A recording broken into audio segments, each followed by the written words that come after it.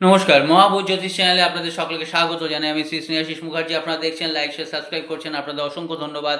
যারা এখনও করেননি তাদের কাছে অনুরোধ, সাবস্ক্রাইব করুন যাতে পরবর্তী সমস্ত ভিডিও নোটিফিকেশন আপনারা আগেই পেয়ে যান। পিতৃপক্ষ শুরু হচ্ছে 7 তারিখ থেকে, কিন্তু তার পক্ষেও কিন্তু নেগেটিভ পক্ষ কিন্তু সবসময়ই চলে। কালা জাদু, নজর, হিংসা, ক্ষতি করা, এগুলো চলে। কি করবেন আপনারা? একটা পিতলের জায়গা নেবেন, জায়গা নিয়ে পিতলের ধনুচি হলেও খুব ভালো হয়। ঘুঁটে নেবেন, সাদা সর্ষে নেবেন, কর্পূর নেবেন, ডেলা কর্পূর, ফুলওয়ালা লবঙ্গ নেবেন, জটা মাংসি নেবেন এবং লোবান নেবেন। এইগুলো নিয়ে রাত্রিবেলা যখন সমস্ত কাজ হয়ে যাবে, শোয়ার আগে সারা ঘরে, রান্নাঘরে, বাথরুমে সব জায়গায় দেবেন। এই ধোঁয়া কিন্তু খুব ভালো, নিজেরাও নেবেন। নিজেরা নিয়ে কিন্তু ধোঁয়াটা মানে আস্তে আস্তে নিজেই কিন্তু নিভে যাবে, বুঝে যাবে। পরের দিন ধুয়ে আবার দেবেন। প্রতিদিন এটা করুন, দেখুন নেগেটিভ ঢুকতে পারবে না। লাইক শেয়ার সাবস্ক্রাইব করতে ভুলবেন না। নমস্কার, ধন্যবাদ, ভালো থাকবেন।